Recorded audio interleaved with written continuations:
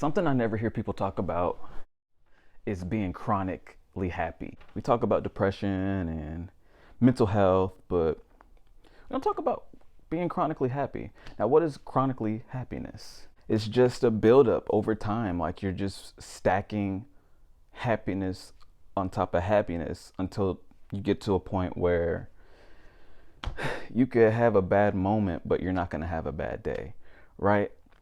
You could show up late to work and that'll make you feel a little guilty. I might get fired, but then you got that happiness in that tank. You got that surplus of happiness, and it'll just make you shrug it off like, whatever, I'm late. Try again tomorrow, but I'm still gonna have a good day. I'm very positive, and people ask me, man, why are you so calm? Like, why are you so optimistic? You always smiling anytime something happens. And I don't know, man.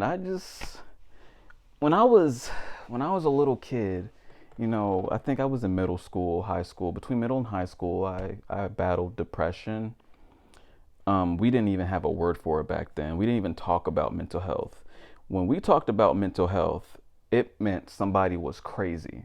That was the stigma around mental health. Like we talked about the extremes, like schizophrenia, psychopaths, but we never really talked about depression and anxiety, especially not for boys.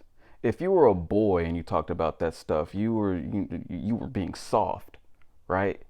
And I don't know, I just had this unexplainable feeling of hopelessness and loneliness. And I couldn't explain why I felt that way, but that's just how I felt.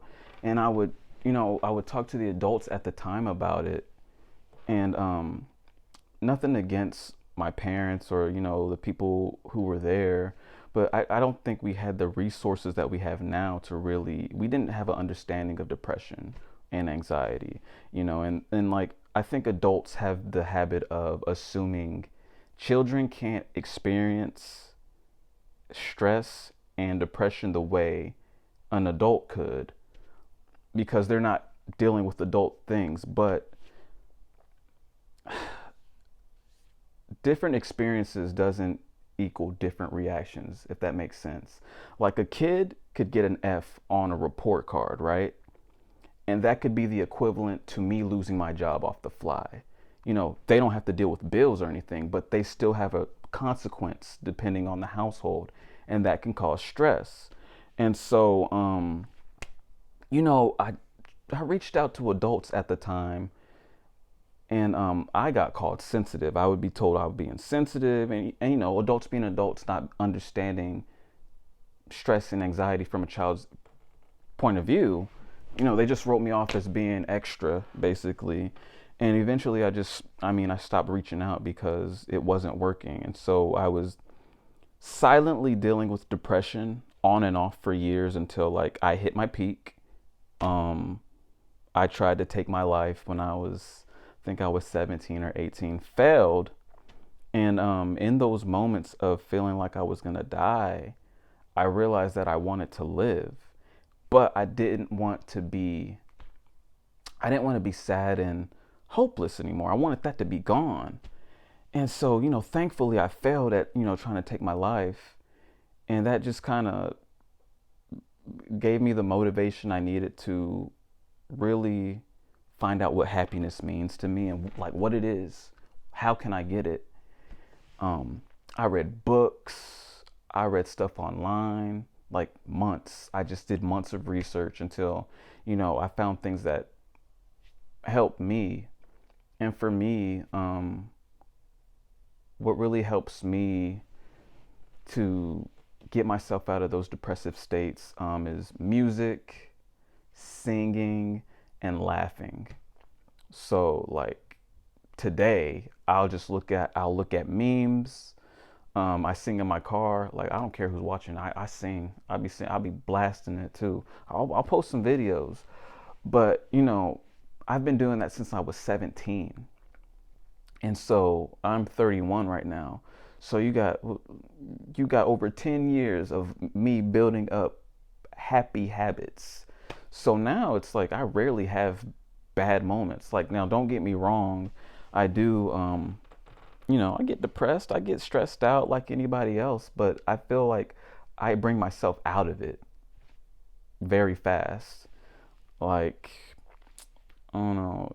I think, deaths in the family and breakups, those are things that can really put me out of it. But I don't know. I also want to talk about, I think I have a guardian angel. Um, so when I was 18, I was suffering depression. It wasn't as bad when I was 17, but I did start to hit that point again where I was, starting to have these thoughts. And I would have these dreams about this woman, right? I'm not going to describe her because I don't want any movies to take it and make it mine. This belongs to me. So, but yeah, this woman, the same woman, I've never seen her before. She would show up in my dreams. Like, this would go on for weeks, months. Like, I would have this, it would be a different dream, but she would show up. And it's like she would hit a reset button in my heart, right? I'd have these dreams and I'd wake up feeling loved, full of hope. It's like the depression was just gone. It's just like, you know, it's like there was a mirror, right? Or no, like a dirty window. It's like there was a dirty window and she comes in and she wipes it clean and now the sun can come in and now the room's not dark anymore. That's what she would do for me. Like this, I would have these dreams for years. I haven't had any dreams like that for a while, but like, anytime I'm really hitting a low point, I will see this woman in my dreams. And I don't know, I used to think that she was a guardian angel or an omen for the future. Like maybe I'm gonna meet this woman in the future, or maybe she's a past life. I don't know, but I know she's a important player in my life. I don't know. Like I try to I went out of my way to try to figure out what this meant. Like I studied lucid dreaming and stuff, and like I had a lucid dream, and I made her appear, and I was like, "Who are you? Like who?" And she said, "Everything and whatever you want me to be." So, I do have that. Now I don't have the dreams as often as I did. Like I had the dreams often when I was a teenager. Not so much in my 20s. I mean, I think she's so vivid in my mind now that there's no need for her to just pop up in the dreams, cuz like I can just trigger her effect when I want. But like when I get really lost, she just pops up out of nowhere. But like I don't know, like she has a signature color, right? I'm not going to put it out there cuz I don't want nobody to pervert this, take it and make something out of it that it's not. But like she has the signature color, and whenever like I'll see this color, out of the blue whenever like I'm down or whatever. Like I've like there at work, right? A few years ago, I found this rock, and the words "You are worthy" were written in her signature color.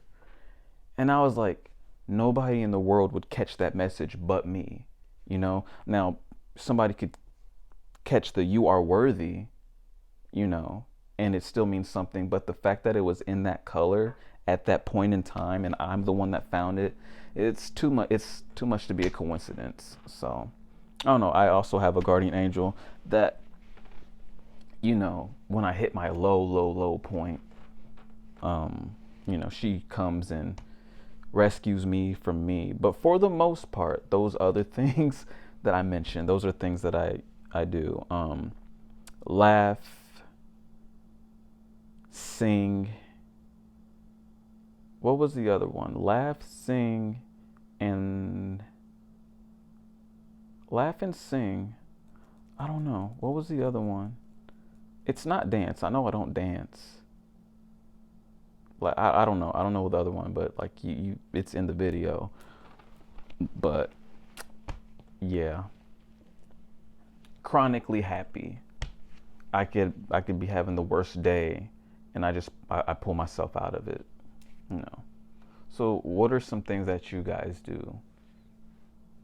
Have any of you had this experience like with being chronically happy, Or do you have a guardian angel? I don't know. Maybe someone's had a similar experience to me. But yeah. Welcome to Random Talks with Edward, where I have discussions about any and every topic. Some videos will be related to the last, while others will be completely different. Thank you for watching. If you enjoyed this video, follow and subscribe to me, and I'll see you on the next one.